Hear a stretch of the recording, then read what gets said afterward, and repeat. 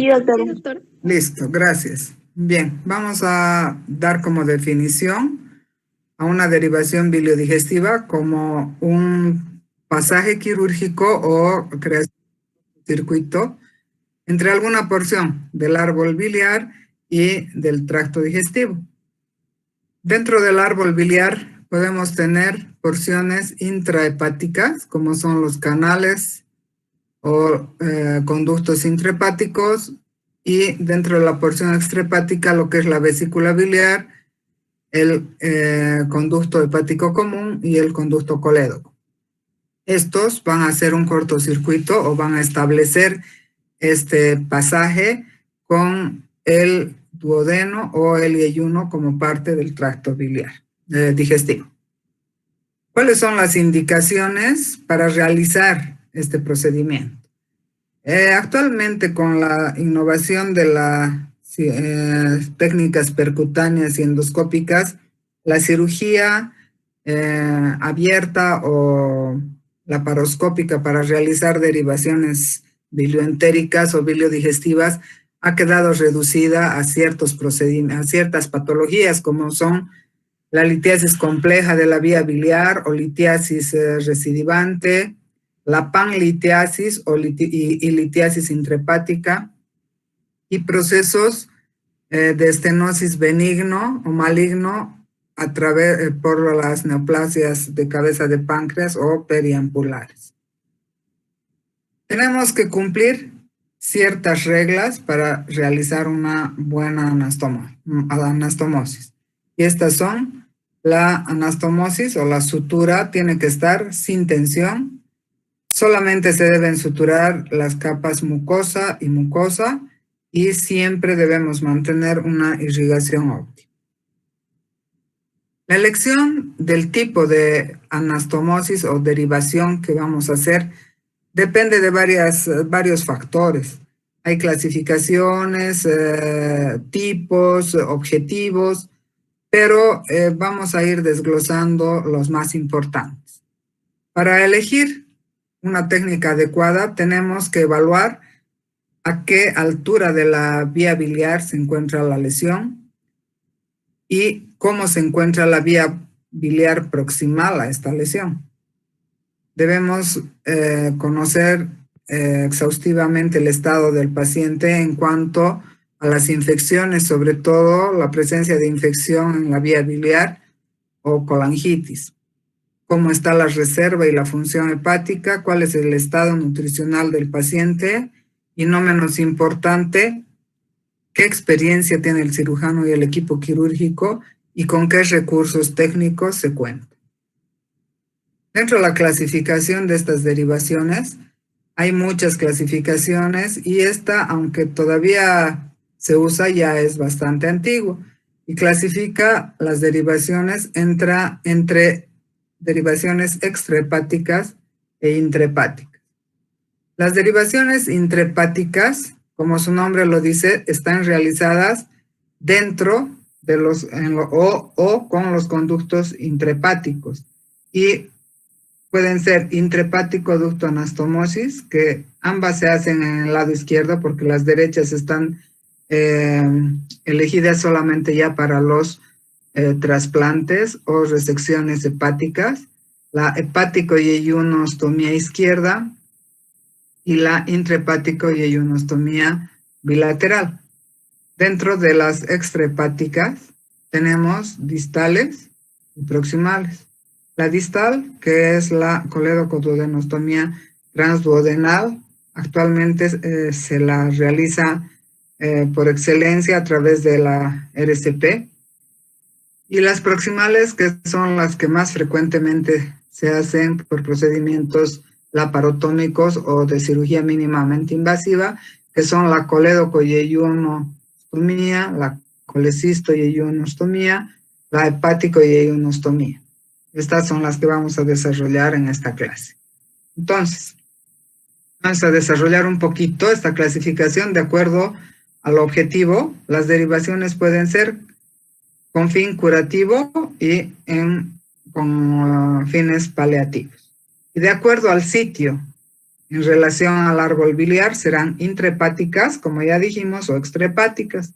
Entre las intrahepáticas tenemos la técnica de Longmire y la de Dogliotti, que son hepatoducto y ionostomía izquierdas. La técnica de Hebb y de Hebb-Quinault, que es la hepático y ionostomía izquierda laterolateral. Y la técnica de Hess, que es la intrahepático y ionostomía bilateral. Dentro de las extrahepáticas, tenemos las proximales, que son la colecisto Y1, la hepático Y1 y la colédoco Y1. Y las distales, que son la colédoco duodenostomía transduodenal o esfinteroplastía. Bien, entonces vamos a hablar un poquito, nos vamos a referir muy a la pasada a las derivaciones intrahepáticas. En realidad son objeto de otra clase, ¿no? Entonces, estas cirugías son, deben ser realizadas por cirujanos con entrenamiento en cirugía hepatobiliopancreática. Son cirugías que ya son a nivel resectivo del órgano hepático y, por ejemplo, la operación de Longmire, que es la intrahepático ductoanastomosis izquierda, se realiza en tumores de la confluencia de los hepáticos o a nivel de la carina, donde se presenta el tumor de Klatskin. Esta cirugía se realiza realizando una remoción de una parte del lóbulo izquierdo, el segmento 2 y 3, y se reseca el lóbulo hasta abordar el conducto biliar del segmento 3 y muchas veces el segmento 2 también. La reconstrucción se la hace, como su nombre lo dice, ¿no? Dentro del hígado, en algún conducto hepático, por eso se llama intrahepático ducto, y la anastomosis se la hace con el Y1 en forma latero-terminal. La reconstrucción la vamos a ver más adelante. Generalmente se utiliza el esquema de la I de Roux con funcionalizar. Otra cirugía intrahepática, también en el lado izquierdo, es la operación de Hebb-Quinault. Esta generalmente se utiliza en lesiones iatrogénicas muy grandes a nivel alto, ¿no? De lo que es el hepatocolédoco, o en situaciones donde la reconstrucción de la vía biliar ya no es factible, o en casos de fracaso al tratar de reconstruir la vía biliar, de acuerdo al número de reintervenciones que se ha tenido, las cuales han causado lesiones estenóticas extensas en esta región. Esa es la cirugía de Hebb-Quinault y es una intrahepático. Este es el esquema. Este es el hígado separado hasta encontrar el conducto biliar izquierdo con una sección lateral y la anastomosis con un asa desfuncionalizada de Y1 también lateral. Entonces esta cirugía es una cirugía que se la realiza entre el hepático izquierdo y un asa yeyunal en forma latero-lateral. Dentro de las derivaciones extrahepáticas distales tenemos la esfinteroplastía transduodenal o colédoco-duodenoanastomosis. Esta cirugía en los años 70, 80, antes de la era de la RCP y de la laparoscopía, se la realizaba en forma abierta, en forma laparotómica. Actualmente, con el advenimiento de la endoscopía y de la RCP, prácticamente el cirujano en muy escasas ocasiones tiene la oportunidad de realizar este procedimiento. ¿Y qué es la esfinteroplastía?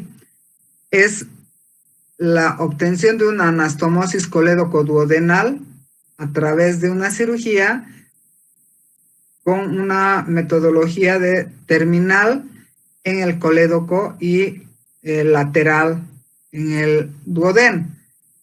Con esto se busca ampliar el diámetro del colédoco estenosado hasta el máximo que o sea, hasta la dilatación máxima que ésta tenga, que generalmente es en la parte supraduodenal del colédoco. ¿Cuándo se hace esfinteroplastía? Actualmente, como les digo, la esfinteroplastía quirúrgica ya tiene muy pocas indicaciones porque la mayor parte de impactaciones de cálculos en el colédoco distal se pueden extraer a través de una esfinterotomía endoscópica. Cuando los cálculos quedan verdaderamente impactados en el colédoco distal y no han sido removidos por ningún otro medio, está indicada realizar la esfinteroplastía quirúrgica. En casos de pancreatitis crónica o recurrente y en casos de estenosis de la papila de Vater muy cortas. ¿Qué órgano es el que tenemos que incidir? En esta cirugía se trabaja en el esfínter de Oddi. Y como saben, es una estructura muscular que va a envolver tanto al colédoco como al conducto de Wirsing. Esta musculatura al estenosarse o al presentar un espasmo, crea una zona de alta presión. Y como su longitud es importante, si no se libera esta presión creada por la misma disposición circunferencial del músculo, aunque nosotros trabajemos en esta área extrahepática del colédoco, no vamos a lograr vencer esta presión. Entonces, los cálculos que se impactan aquí no van a poder pasar al duodeno ni ser retrocedidos, por decirlo así, hacia el conducto colédoco. Por tanto, lo que tenemos que hacer es cortar este músculo que está estrecho o está contracturado. Para esto lo que hacemos es hacer una pequeña incisión a nivel del hepático común, a través de la cual hacemos una colangiografía y posteriormente introducimos un catéter de Fogarty que tenemos que hacer de que emerja a través de la papila de Vater. Esto nos va a servir como guía para saber dónde está el conducto biliar y dónde está el conducto pancreático. Y como se ve en esta figura, lo que se hace es ir abriendo en forma quirúrgica esta distancia de músculo hipertrofiado o estenótico, por decirlo así. Entonces, se ponen 2 riendas a los costados hasta ubicar la papila y se va abriendo y fijando a los costados hasta encontrarnos con el conducto colédoco. Hay que tener cuidado de que esto no perfore, sino vamos a tener grandes fístulas pancreáticas o problemas biliares. Entonces, tenemos que respetar el conducto pancreático y realizar la apertura del esfínter uniendo la pared del duodeno hacia el conducto colédoco. Bien, cuando decidimos hacer anastomosis biliodigestivas o bilioentéricas, debemos cuidar ciertos aspectos generales, independientemente de cuál sea la técnica que decidamos. Y como dijimos al principio, una de las premisas para realizar este procedimiento es la ausencia de tensión en la anastomosis. Buscar tejido sano para realizar el procedimiento y lo ideal es tener la vía biliar muy dilatada. Siempre, a pesar de que haya vía biliar dilatada, siempre tenemos que asegurarnos de que el drenaje de esta vía biliar hacia el duodeno esté expedito, evitar suturas que vayan a isquemiar los tejidos, para lo cual utilizamos monocril o bicril, que son suturas absorbibles, y los puntos en la pared biliar deben abarcar todo el espesor de la pared y en el plano o la parte digestiva solamente deben ser suturas mucosas o extramucosas. Las vías de abordaje son la vía laparotómica y la vía laparoscópica. La vía laparotómica puede hacerse con una incisión media suprainfraumbilical, una incisión en boca de horno, que es una subcostal bilateral, la incisión subcostal de Kocher o una incisión media transversa que abarque de la línea media hasta el flanco derecho. La cirugía por vía laparoscópica va a tomar los mismos puertos que para una colecistectomía, más un puerto extra para rechazar el hígado. Entonces, el primer punto es la preparación de un adecuado campo quirúrgico, para lo cual necesitamos, como ya dijimos, de valernos de recursos específicos para este tipo de cirugías, como un buen separador, un retractor para el hígado y compresas que nos van a aislar de los órganos vecinos, como ser el estómago, el ángulo hepático del colon, y posteriormente realizamos lo que se llama la maniobra de Kocher. ¿Qué es la maniobra de Kocher? Es la separación a través de una disección Roma de lo que es el duodeno, partiendo desde el ángulo hepático del colon. Se libera primero todo el ligamento hepatoduodenal y posteriormente se va liberando el borde antimesentérico del duodeno de las estructuras posteriores que van a separarnos tanto del colon como de los órganos retroperitoneales, ¿no? De tal manera de que toda la curvatura duodenal o la C duodenal nos quede de esta manera, totalmente levantado para ver la cara posterior del duodeno, lo que es el páncreas y la vía biliar inferior y la parte de la vena cava y la vena porta. Entonces, estos son los pasos iniciales. Aquí no me he detenido en la colecistectomía porque muchos de estos casos ya son casos en los cuales el paciente ya fue colecistectomizado. Entonces, vamos a empezar con lo que son las derivaciones extrahepáticas proximales, que son las más frecuentes por la frecuencia de patología colecisto-biliar que tenemos en nuestro medio. Entonces, estas derivaciones proximales pueden hacerse con la vesícula y el duodeno, que es la colecisto-duodeno-anastomosis, la vesícula con el yeyuno, la colecisto-yeyuno-anastomosis.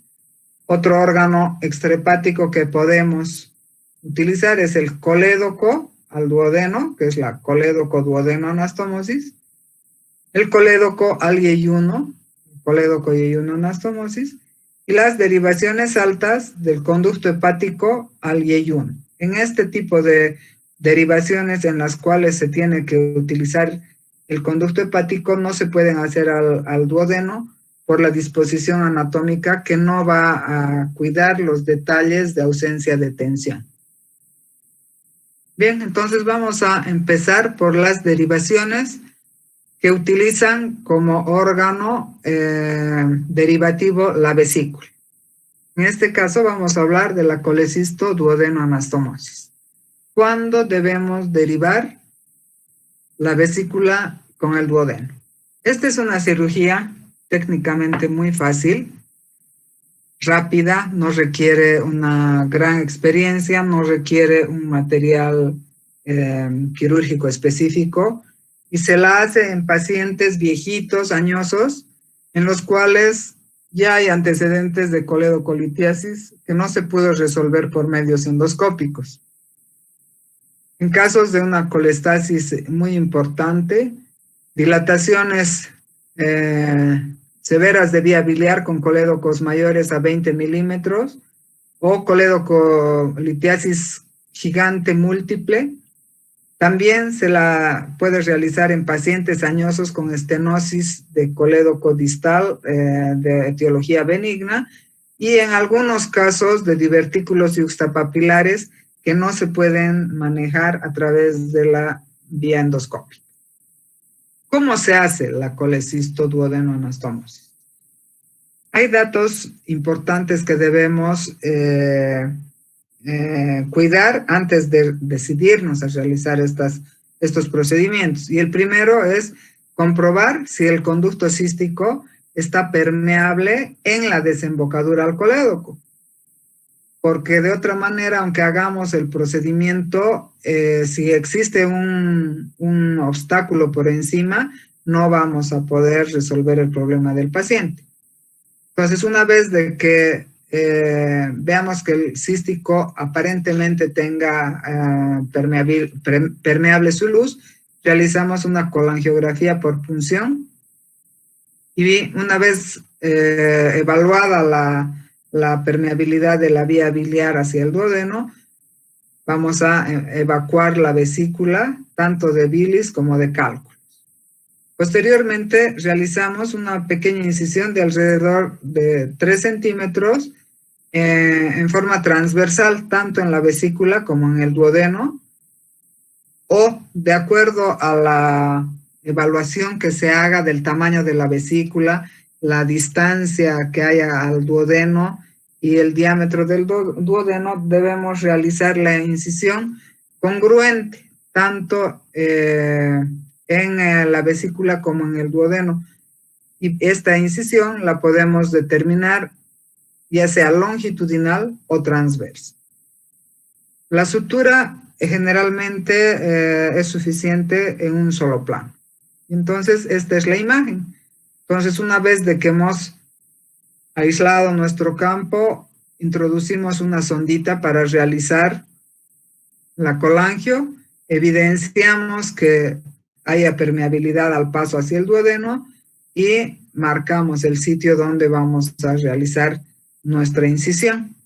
Entonces, 3 centímetros en el eje transverso de la vesícula y el duodeno en el lugar que quede más próximo.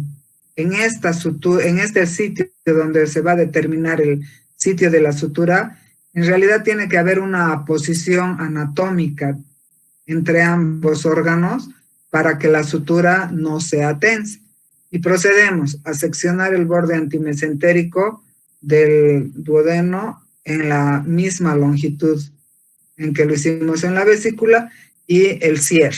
Entonces se hace en un solo plano, puede ser con puntos separados o con un surjet continuo. Ahora, cuando decidimos no usar la vesícula y usar el colédoco para realizar este procedimiento, el procedimiento se llama colédoco-duodenostomía o colédoco-duodenoanastomosis. Para esto, principalmente necesitamos un colédoco muy dilatado, no menor de 12 milímetros. ¿Y en qué casos vamos a pensar en una colédoco-duodeno? Generalmente este procedimiento tiene contraindicaciones importantes como la úlcera duodenal, la pancreatitis, todos los trastornos ácido-básicos, gastritis erosivas, problemas de vaciamiento gástrico son contraindicaciones para este procedimiento. ¿Cuándo se debe hacer?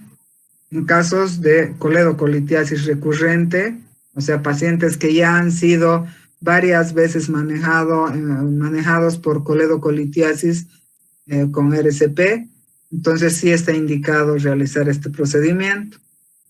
Y las estenosis que pueden ser malignas o benignas a nivel de la ampolla de Vater, infecciones de la vía biliar y estenosis, ya sea benigna, iatrogénica o maligna. Esas son las indicaciones para la colédoco-duodeno. ¿Cómo se hace?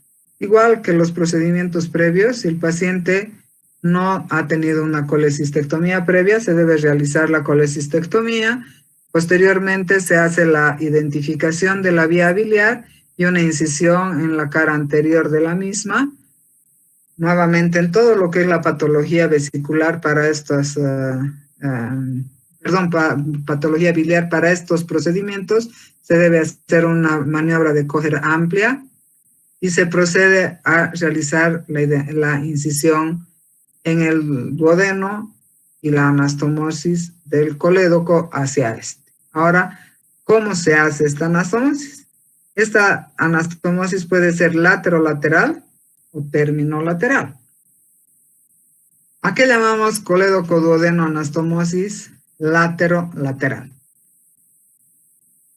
Este procedimiento toma la anastomosis, o sea, la sutura, en una incisión lateral en la cara anterior del colédoco, con una anastomosis o sutura lateral en el borde antimesentérico del duodeno. Por eso se llama laterolateral. Entonces, ¿qué hacemos? Primero, una incisión transversa de la vía biliar y una incisión longitudinal en el borde antimesentérico del duodeno.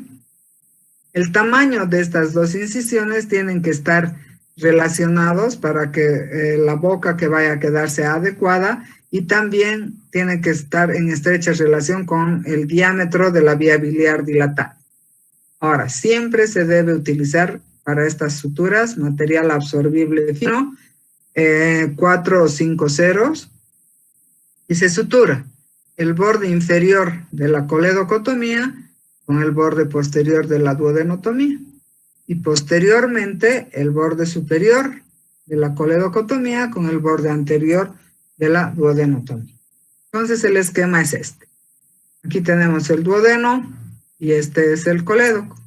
Hemos realizado una incisión transversa en el colédoco y una incisión longitudinal en el borde antimesentérico del duodeno. La sutura con material absorbible en el borde posterior de la coledocotomía con el borde inferior de la yeyonotomía.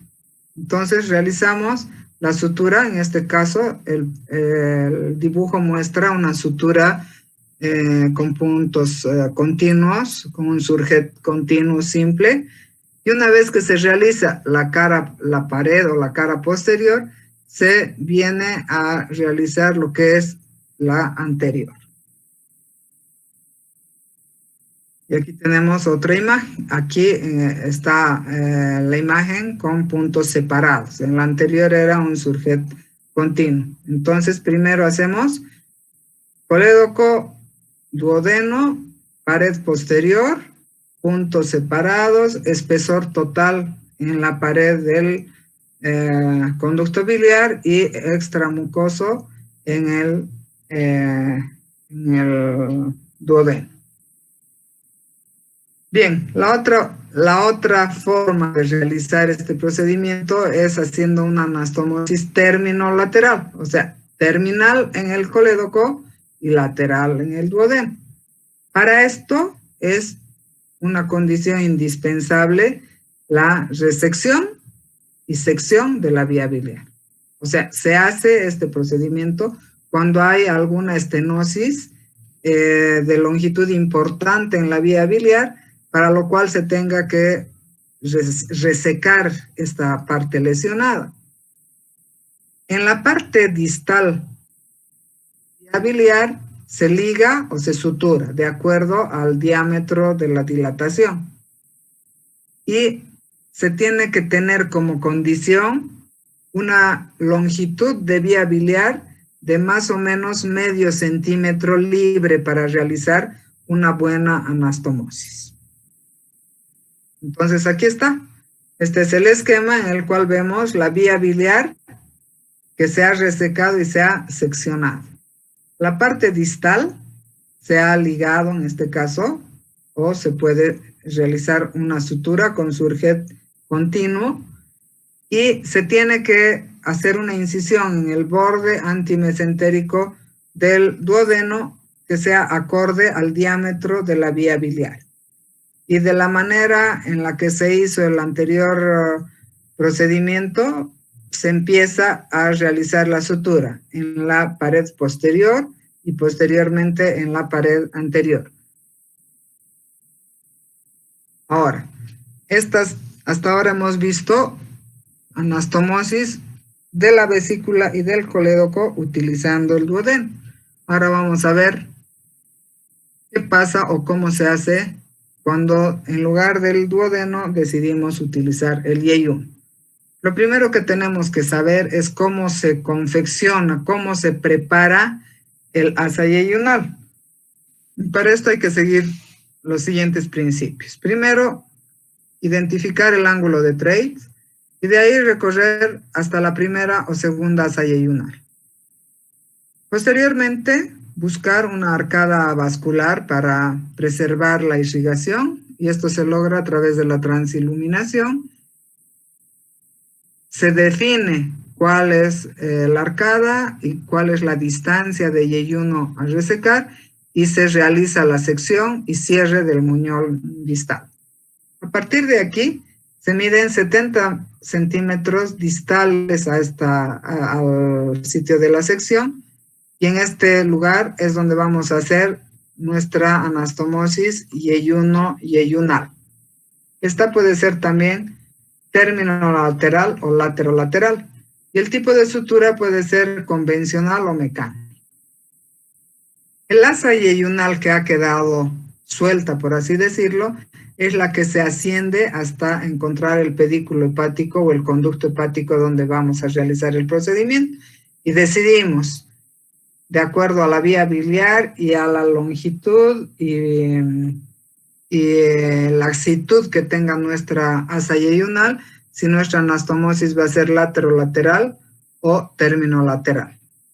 Y una vez que hemos terminado todo esto, hacemos una anastomosis al pie del asa en relación inframesocólica, que puede ser laterolateral generalmente. El esquema es este.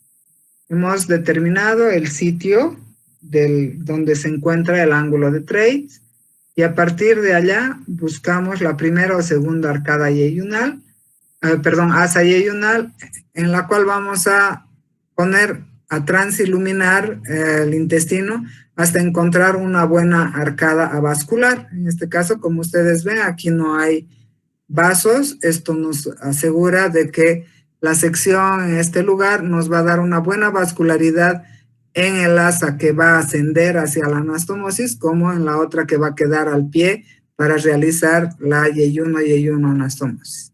Y procedemos a la sección del meso para posteriormente seccionar el intestino. Aquí en la figura se está realizando esta sección con una engrapadora. Puede ser también a través de de pinzamiento con 2 clamps y sutura convencional. Entonces, se secciona el yeyuno. Cuando es con grapa, solamente se requiere una segunda sutura para refuerzo en el asa que va a ascenderse. Y posteriormente se procede a ascender el asa hasta el sitio donde se encuentra el conducto biliar, y en la parte inferior o distal se procede a hacer la yeyuno anastomosis. En este caso se está haciendo una yeyuno término lateral. Siempre se empieza por la pared posterior, plano interno, cuando se deciden hacer 2 planos, que es aconsejable, y posteriormente se pasa a la cara anterior. Aquí estamos en la cara anterior, el segundo plano de refuerzo, y con esto se da por terminado el procedimiento a nivel del intestino. Como vieron que se seccionó el meso del yeyuno, este tiene que volver a ser suturado para evitar la aparición de hernias internas u obstrucciones. Las reconstrucciones pueden hacerse de 2 maneras. Esta es la más frecuente y se llama asa o reconstrucción en IDRU. Esta se la realiza una vez que se ha ascendido el asa yeyunal proximal. El asa que quedó seccionada tiene que ir a anastomosarse con algo, ¿no? Entonces ese algo es el asa de yeyuno inferior que va a quedar a 70 centímetros del ángulo de Treitz. Y aquí está el esquema. Entonces, aquí este es el lugar donde hemos seccionado el yeyuno en la segunda asa. Este cabo va a quedar como un cabo ciego que debemos suturar porque esta es el asa que va a subir para anastomosarse, ya sea con el hepático o con el colédoco o con la vesícula. El otro pedazo, o sea, el otro segmento que quedó de aquí, lo vamos a bajar a 70 centímetros y vamos a realizar la anastomosis. En este caso, la IDRU se está realizando con una anastomosis lateral. Lateral en este yeyuno que ha ascendido y lateral en el yeyuno que ha quedado. Aquí también se ha hecho un cierre del muñón proximal y la sutura es lateral. Y en esta otra forma es exactamente lo mismo. Este es el cabo que va a ascenderse para hacer la derivación y este es el cabo que ha quedado, que se ha suturado, o sea, se ha anastomosado con una yeyuno, en este caso es terminal y en este caso es lateral. Entonces esta es una IDRU con una yeyuno, término lateral. La otra, tenemos el mismo esquema por si acaso no lo hayan entendido. Entonces, esta es la forma normal y aquí ha quedado la anastomosis con el conducto biliar y este es un cabo ciego. Este es el asa que se ha ascendido, que a 70 centímetros está siendo suturada con el asa distal que quedó del yeyuno seccionado en forma término lateral. La otra forma de reconstrucción se llama anastomosis en omega de Brown. ¿Cuál es la diferencia? Que en la yeyuno al pie de la anastomosis, aquí está, esta es una colecisto yeyuno anastomosis, lateral.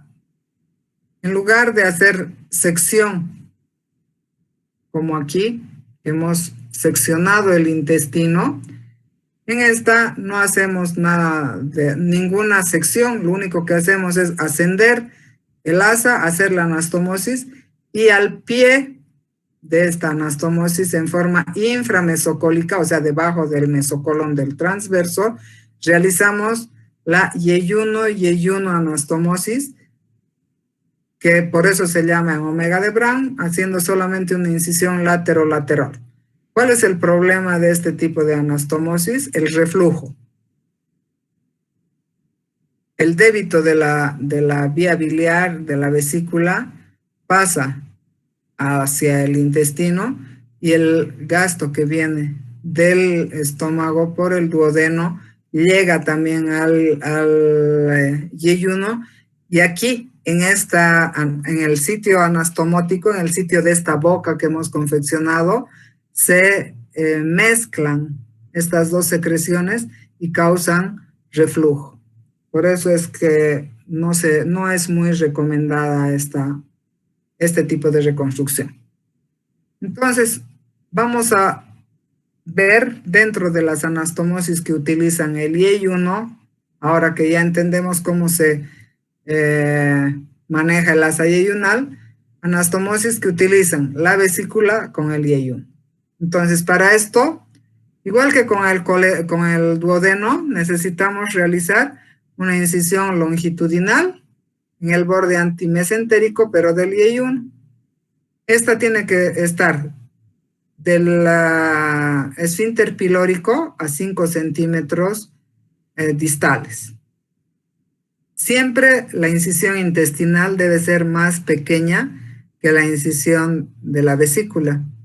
Y la anastomosis generalmente se la va a hacer lateral, porque no estamos seccionando no estamos resecando ni seccionando el yeyuno, entonces por eso siempre se hace lateral. El material de sutura es absorbible, sobre todo materiales de reabsorción lenta, y pueden ser monocril o bicril del 3 ceros. Bien, ¿cuándo hacemos una colecistoyeyuno?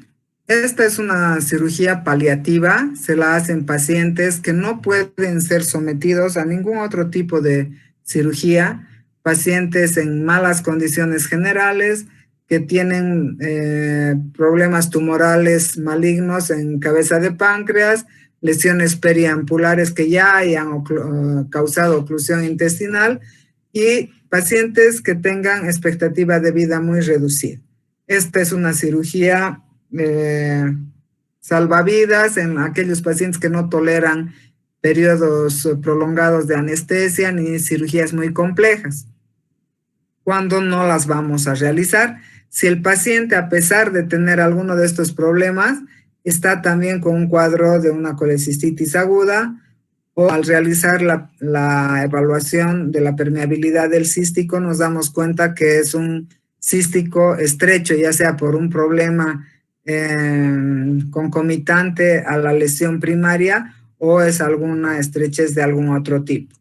Y cuando los márgenes que tengamos para realizar el procedimiento, o sea, en lugar de ser 5 centímetros, este tumor ya haya tomado el píloro y el margen sea menor a 1 centímetro. Entonces, este es el procedimiento. Aquí tenemos la vesícula y aquí tenemos el yeyuno. Entonces, se vacía la vesícula, se ha evaluado ya el cístico, todo eso, y se decide realizar en el eje de la vesícula una incisión más o menos de 3 centímetros con una incisión en el borde antimesentérico del yeyuno. Se realiza la sutura en un solo plano en la pared posterior y posteriormente en la pared anterior. Y esta es la forma en la cual vamos a tener nuestra anastomosis. Aquí en este caso se está dejando un tubo de drenaje vecino a la zona. Bien, si no usamos la vesícula, también podemos utilizar el colédoco.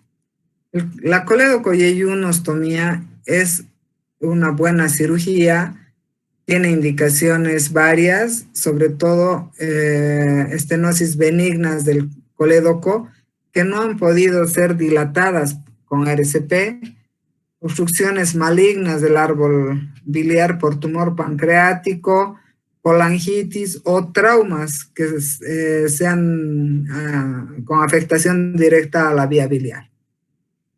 La colédoco-yeyunostomía, dentro de su técnica, igual que los otros procedimientos, necesita una maniobra de Kocher, identificar toda la longitud del conducto colédoco, realizar una ligadura y sección del mismo, y a nivel del asa buscar la primera asa yeyunal, la cual va a ser ascendida hasta llegar a relacionarse con el sitio de la anastomosis en el colédoco.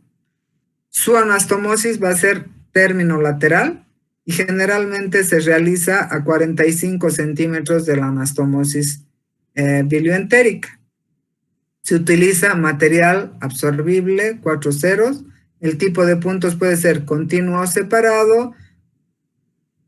Y la anastomosis tiene que ser, la anastomosis bilioentérica tiene que tener como requisito sutura de espesor total, puntos separados, y en la pared posterior los nudos deben tratar de quedar dentro para evitar la formación de granulomas.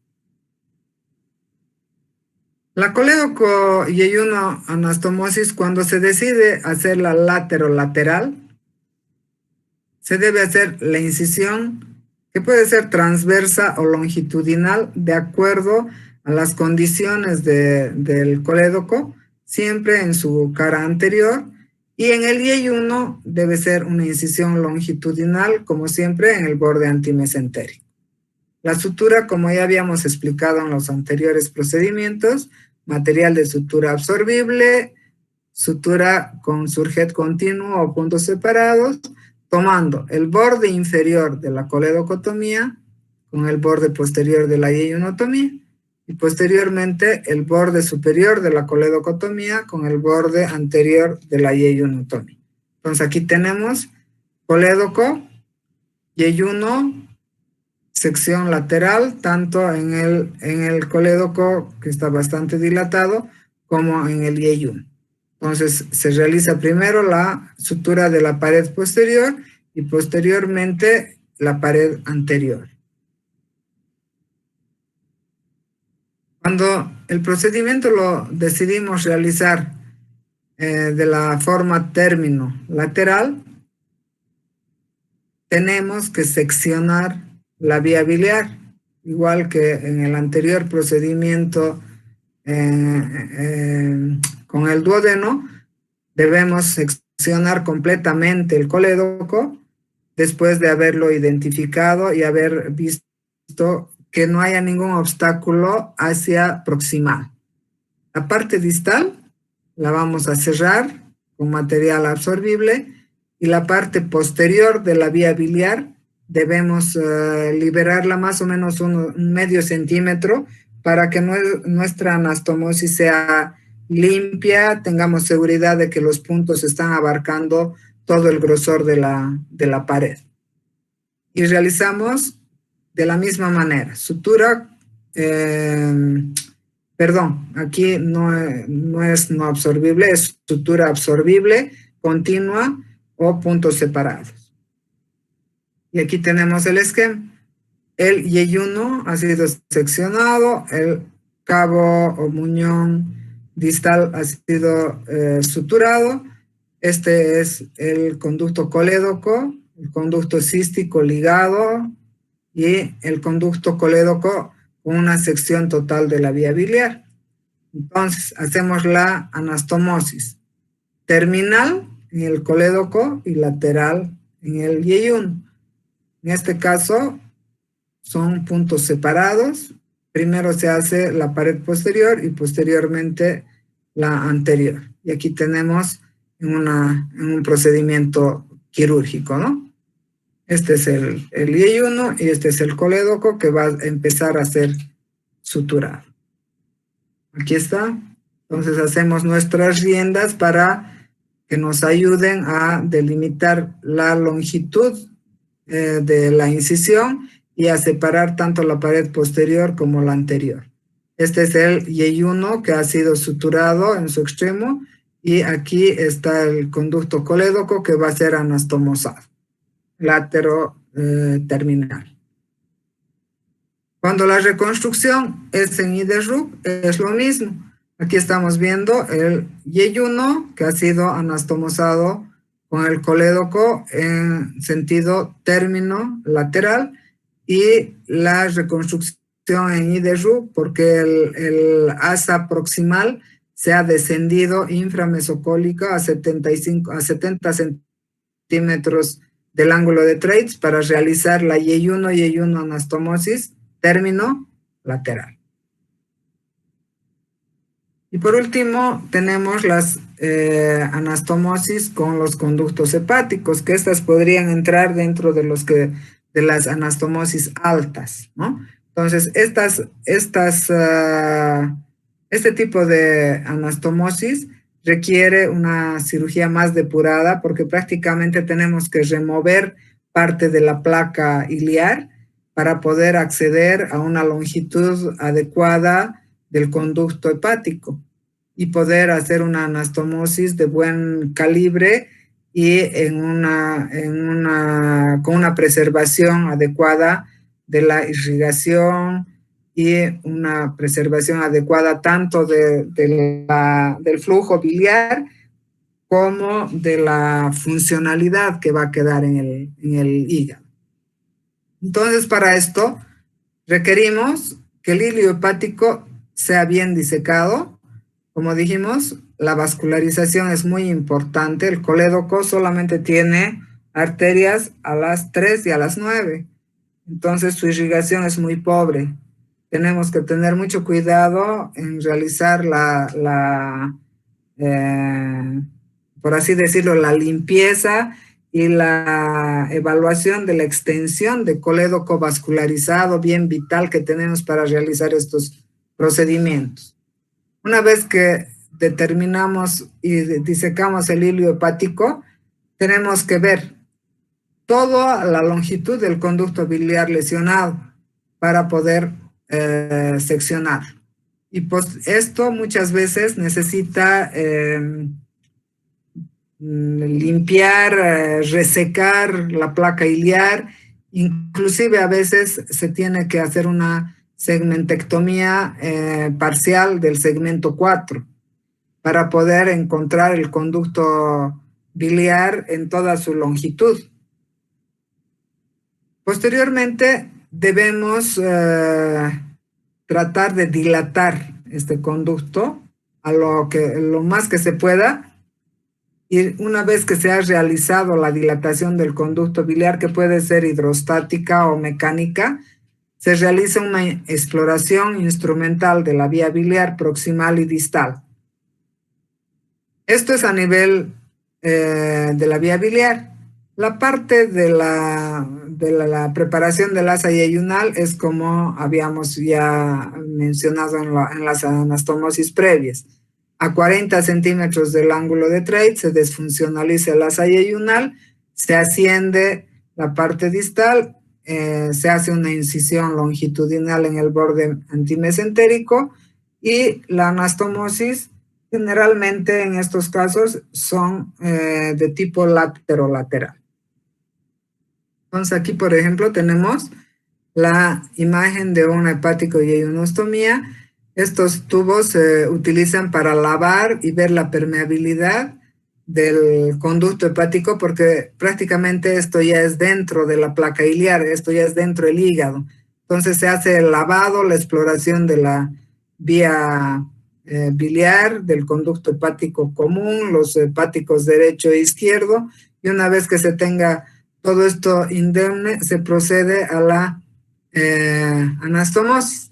Aquí tenemos ya el asa yeyunal preparada, el muñón duodenal distal cerrado, y en este caso la sutura es también con puntos separados, dejando un tutor, ¿no? Esto es para evitar que el aumento de presión que pueda existir dentro de alguno de los conductos y la inflamación ocasionada por el trauma quirúrgico haga que esta sutura fracase y presente una dehiscencia y salida de bilis, ¿no? Entonces estos tutores se extraen por contrabertura y ayudan a canalizar la bilis mientras cicatrice toda esta área. Y este es el esquema. Está el yeyuno, la incisión en el borde antimesentérico, el hepático, se ha hecho la remoción de la placa iliar y se va a dosar el yeyuno con el colédoco en forma lateral. Y este es el esquema. En este caso se ha utilizado un drenaje biliar transhepático. Este es el colon transverso que está rechazado. Por encima del colon transverso tenemos el asa de yeyuno con su muñón distal cerrado y la anastomosis lateral con el conducto biliar intrahepático, ¿no? Y la reconstrucción en IDESRU con una yeyuno anastomosis término lateral. Bien, estos procedimientos, como cualquier otro procedimiento quirúrgico, tienen complicaciones que pueden ser relacionadas a la cirugía o complicaciones sistémicas. Las complicaciones sistémicas son complicaciones relacionadas con tromboembolias, que pueden ser